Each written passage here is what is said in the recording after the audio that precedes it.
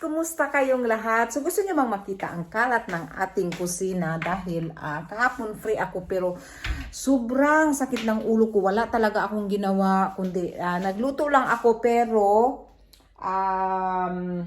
tingnan nyo yung mga hinugasan ko, hindi ko na naano kasi sobrang sakit talaga ng ulo ko.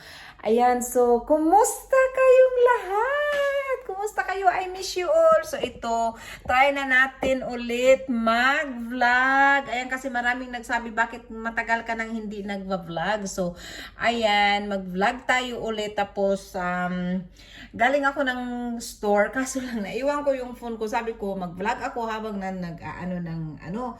So, ayan po, may free tayo ngayong araw na ito dahil member tayo ng, sa Lidl ba, mayroon kang tinatawag na Lidl Plus membership pa. Tapos mayroon kang QR code na ipapakita pag membership. Tapos mayroon kang mga 20%, ganyan-ganyan ano. So, pagtingin ko doon kanina sa isa kong phone, sabi ko, ay, may free ako, free. So, ayan. So, namili ako. Ayan, pakita ko sa inyo yung pamili ko. Ayan, baba natin tong ating phone. Ayan, so ito, si Vincent, gusto niya.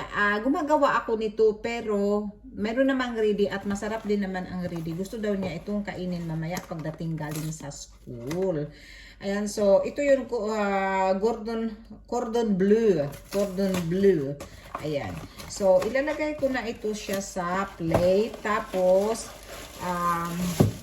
ilalagay ko sa fridge. Kasi parang mamaya, pag prito natin mamaya nito ay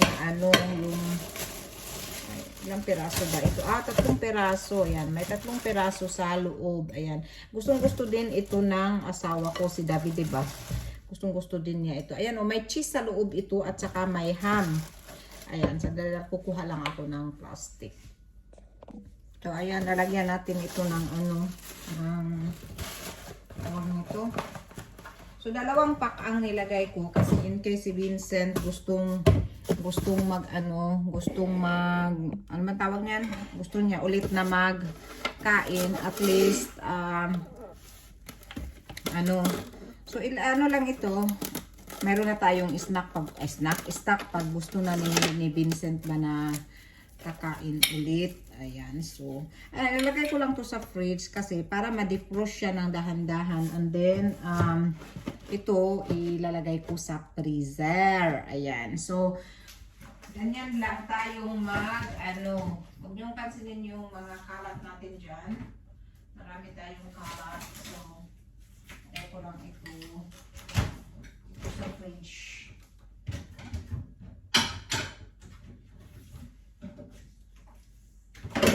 Wait. So, ayan po, marami po tayong binili. Binili kasi, ayan So, ito po, yun na nga sinabi ko about sa card ba. Sandali, pataas natin to kasi papaano. Ayan. Yung sinabi ko tungkol sa card ba, hindi ko pala mapapakita.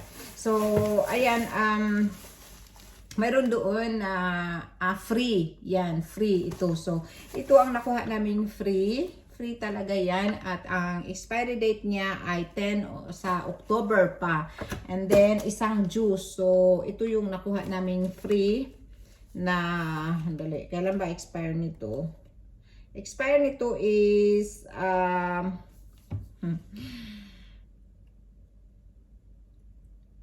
20 of May 2024. So, yan. So, hindi ibig sabihin na free ay expired. Ayan. So, maano pa ito kasi, member ka nga sa kanilang, tawag nitong sa kanilang shop. So, kukuha ka lang ng card, membership card. Tapos, yun, mayroon kang mga, matatanggap doon na coupon. So, mayroong 20%, minus 5 euros, ganyan dito sa Lidl ito at Lidl yan. So, ayan. Pero, meron namang hindi. Halimbawa ito, itong kamatis na ito, mahigit 6 euros, 6.95 ito, pero finish kamatis siya. Finish siya na kamatis. So, ayan. At saka ito, broccoli, hindi ako mawawalan nito dahil ginagawa ko itong pasta with broccoli, And then, inilalaga ko lang ito at nilalaga ko lang siya parang ano ko lang ng 2 minutes, i-boil ko lang tapos kainin kong ganyan. Ayan. So, tapos itong mga plastic na ito, hindi na ako bumili ng plastic kasi halimbawa mayroon kang bibilhin na ilalagay mo sa plastic. Ayan, halimbawa ganito, inilagay ko sa plastic o di mayroon pa namang madadagdag, so nalagyan ko yan ng chicken pack at saka meat pack. Ayan, grind meat at saka itong chicken. So nailagay ko dito. So marunong ka lang talaga mang-discarte na hindi mo kailangan bibili ng mga plastics kasi yung plastic na iipon kasi bumibili kami ng kasi kami gumagamit ng garbage bumibili talaga ako ng garbage kasi mas mura kasi ito kaysa bibili ka ng plastic na sa tindahan tapos yun ang gamitin mo kasi mostly yun ang iniisip gamitin namang basurahan. So hindi yun ang wise na bibili ka ng talagang plastic na basurahan, mas mura talaga siya. Ayan, so bumili din ako ng mga coconut milk and then bumili din ako ng plum kasi ang sarap talaga nito. Ito masarap talaga ito papakin. Papakin mo lang ito, ang sarap. Yung plum ba siya kasi matigas. Wala kasing bayabas dito sa Finland kaya ayan. Ang harap. Tapos, paborito ko na, alam niyo ba ito kung ano ito? Ito ay cactus, yung cactus fruit. Yan. Ang sarap kaya nito. Ayan. Tapos, nagpapagawaan ako ng macaroni with grind meat ba? So, ito mag-i-expire 30. So, bukas. Kaya nilalagyan nila ng 30%. So, why not grab it? Kasi lulutuin mo naman din ngayong araw na ito. So, i-grab mo na ang mga sales, di ba? Muna ako ng tinapay para sa hobby ko. And then yung yung leaves na ito ang gagamitin ng gagawa ka ng smoothie or kakainin mo din ng ganito or sa salad ilagay. And then of course ang ating avocado. Yan ang nabili natin. And then yung panglinis po natin sa oven, nambili din tayo. And then bumili din tayo ng mga juice, tapos ibang klaseng juice. Hindi lang yung free, siyempre bibili ka rin ng ibang klaseng juice. And then bumili din kami ng oat milk. Ayan. So, yan ang palingki natin ngayong araw na ito. Ayan, so umpisa na akong magligpit dahil sobrang kalat ang bahay natin. Ayan. Di na ko kaya na mawala ka, kaya ikaw manggod ang ako ang prinsesa. Pag mata na ko sa sayo sa kabuntago. So at ito pala, papakita ko pala sa inyo yung aking kalabasa. Na-pick up ko na po ang ating kalabasa. Ayan. Nag-iisang bunga sa ating tanim na kalabasa. Ayan. So, pinick up ko na siya. Ayan. Hindi ko pa alam kung anong gagawin ko dyan. Pero lulutuin ko yan someday, somehow. Lulutuin ko yan. At tingnan natin kung anong maluto natin dyan. Ayan. Nakabunga din yung ating kalabasa. O, diba? Pag may, yun ang sinasabi. Pag may nilaga, pag may tiyaga, may nilalaga. Ayan. So, namunga din siya. Swerte ko, isa lang talaga ang bunga. Pati yung cucumber ko, yung tinanim kong cucumber, isa lang din ang bunga. Nako pa, isa ang bunga. So, ayan, ang gagawin natin ngayon is, kakain muna ako ng prutas. So, samahan nyo ako sa pagkain natin ng prutas. At, pakita ko sa inyo itong sinabi ko sa inyong cactus flower. Ayan, so, kakainin natin ito. Ayan. Kainin natin ito, pero dapat mag-ingat din sa pasensyahan nyo ng ayan, so gusto ko lang ipakita sa inyo kung paano ito kainin itong ating cactus ano, so ganyan. Minsan kasi naka-sale ito, pero ngayon hindi siya naka-sale. So dahan-dahan sa paghawak kasi mayroon siyang tinik. May tinik siya. Ayan, so kailangang dahan-dahan sa paghawak. Ayan. So ano natin, ay sandali, hindi nyo pala makikita, ano, yan, makita nyo na ba? Ayan muna natin ng konti, ayan, para makita nyo yung mga, ano natin. So, anuhan natin siya dito, ayan, ayan. And then, hiwaan natin dito sa isang gilid, hiwaan natin dito sa isang gilid, yan. Ganyan yung pagkain ng cactus flower, cactus fruit. Hindi ko talaga akalain na nakakakain pala itong cactus fruits. Ano ba yan? Naputol pala ulo ko. Hindi. Yan. Hindi ko akalain na nakain pala yung ano yung cactus fruits. Ayan. So, ayan, matatanggal lang siya ganyan. Ganyan natatanggal lang. Ayan. So, ayan, kakainin natin ang ganyan. Hindi ko maano kung ano yung lasa ba niya, hindi ko mako-compare kung saan siya.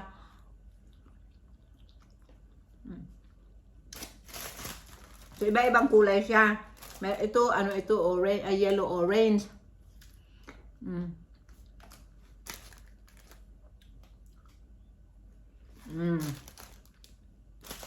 Tingnan natin ito kung anong kulay itong isa.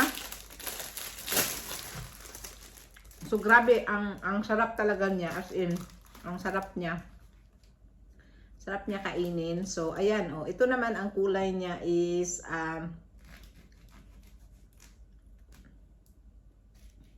pula, para siyang violet o ano, kasi iba-ibang kulay ng bulaklak ng cactus. So ito ganito din siya, ayan. So iba naman ito ang kulay. So, subukan nyo. Diyan sa atin, marami nito di ba? Pero hindi ko alam kung kinakain. Ayan. Ito naman ay parang pink siya.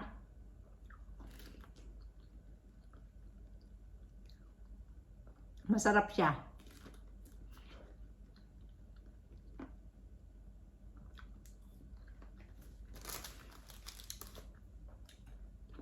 Tingnan natin ito. Ang green siguro ito. Kasi green siya eh. Ayan. So, ganyan. Para siyang puti. Puti siya. Ayan. Tapos, yun. Ganun pa rin gali ang procedure niya. Para siyang yellow yata siya. Yellow siya, yellow. Yung green pala is yellow. Ayan. So, yellow, orange, at saka po siya pink na ang nakain natin. So, rainbow color. Di ba?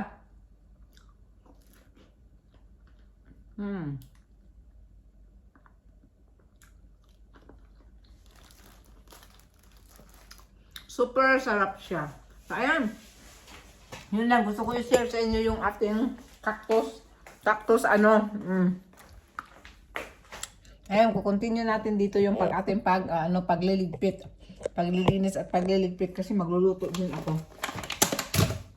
Ayan po. So, ito namang nabili kong meat at saka ang expiry naman ito is, sandali. Tinitingnan ko kasi palagi ang mga expiry date niya kasi parang, saan ba expiry date nito? Ito naman sa 5 of October. Ito naman is 4 of October. So, pwede ko pa siyang ilagay sa chill, sa fridge lang. Tapos, ito naman ang lulutuin natin ngayon. And then, ito naman bukas ko to lulutuin kasi may pasok ako bukas. So, bukas ko na yan lulutuin. So, ayan. Tapos, maglilinis tayo ng ating ceramic yung oven. Ayan. So, ayun po, i-continue ko ito mamaya dahil ako'y sa ating bed. Mag-ayos ako sa aking bed. Diba? So maraming salamat. Ayun, gusto ko lang mag-share sa inyo kasi syempre maaraw tayo ngayon at ayun, sana'y nasa mabuting kalagayan kayo palagi and salamat talaga na nandyan kayo palagi. Meron pa rin nagsasabing bakit wala ka ng vlog? So ayan, dahil nga wala nga talaga akong time, nabisi na talaga ako, marami akong kinabisihan, marami kasi akong ginagawang something na hindi ko pa pwedeng ngayon sabihin. So ayun po, ngayon maaraw at 16.8 degrees kami. Ayan, 16.8 degrees. Maaraw at maganda ang panahon. So, swerte kami na mag-o-October na, maano pa rin, plus 10 pa rin kami. O, diba? So, mag-ingat kayo palagi at sana'y nasa mabuting kalagayan kayo palagi. At salamat sa inyong suporta sa aking channel. I-try ko na mag-upload at least every other day kung kaya ko or every day. Basta try ko talagang mag-upload. Sige, salamat sa inyong lahat. Bye! I love you all mga kalabs. Bye!